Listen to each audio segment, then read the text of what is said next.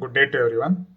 In our last video, we had discussed about one of the software development lifecycle model, that is waterfall model. Today we'll discuss about another model, that is spiral model. In order to overcome the drawbacks of waterfall model, we go with the spiral model.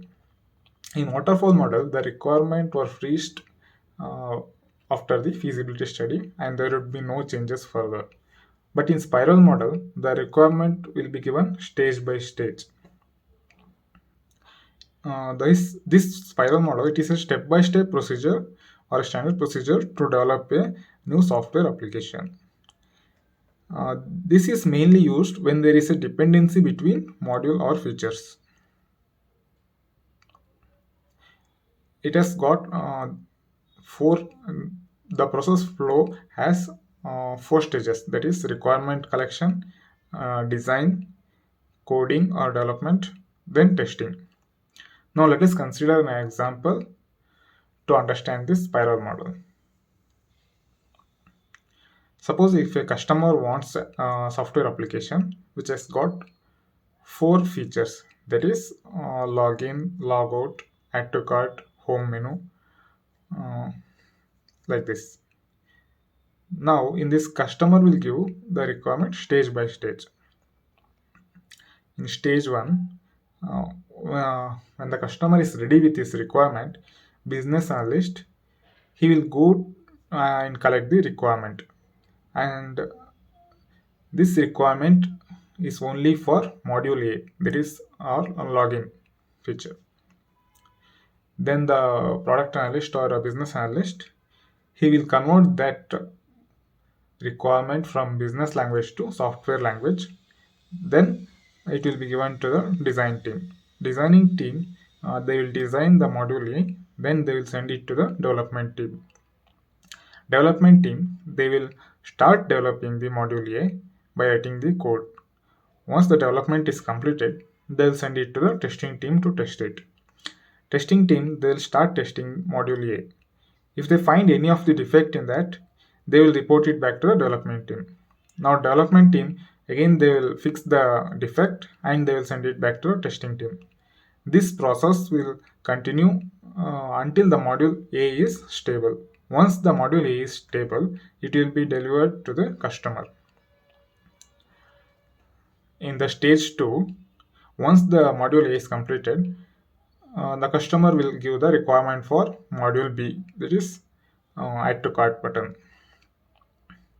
Business analyst will go and collect the requirement of module A, convert it into software language, then he will send it to the designing team. Designing team, they will design the module B and send it to the development team. Development team, they will develop the module B and send it to the testing team. Testing team will test until the product is stable. Once the product is stable,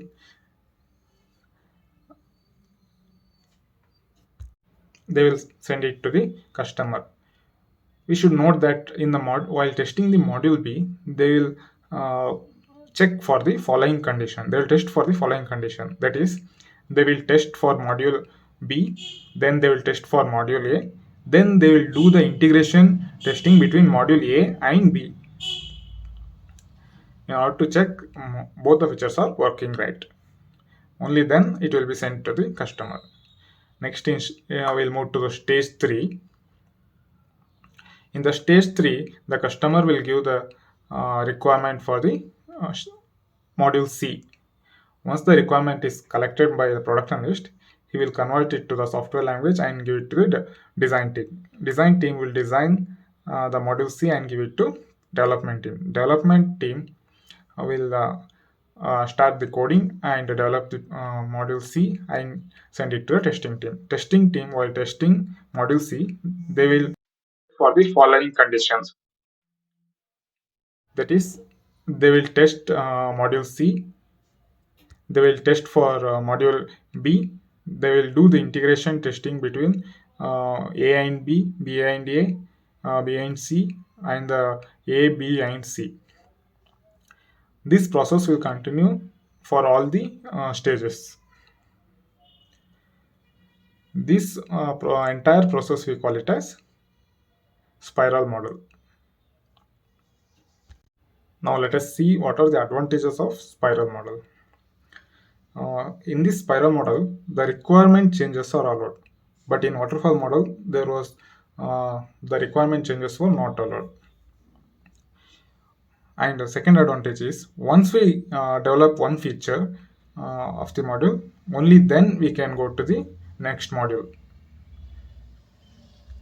Another advantage is the testing is done in every cycle before we go to the next cycle.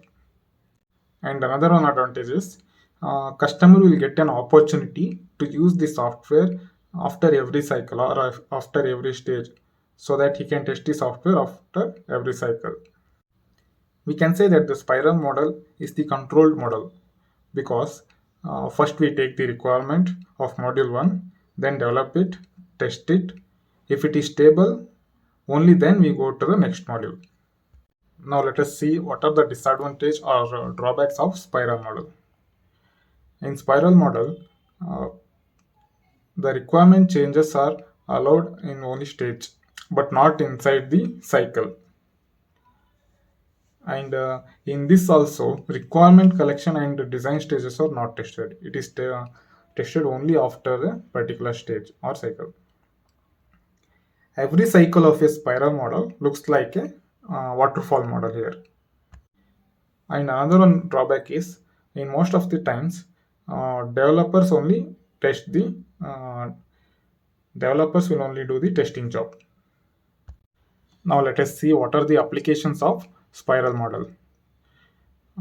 This spiral model is suitable when there is dependency in building different modules of the software. If there is any dependency between the modules or features, then it will be suitable.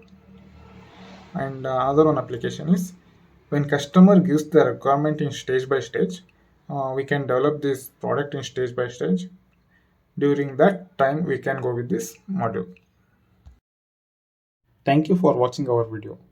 Please do not forget to subscribe to our channel so that you do not miss any of our video or updates. Thank you.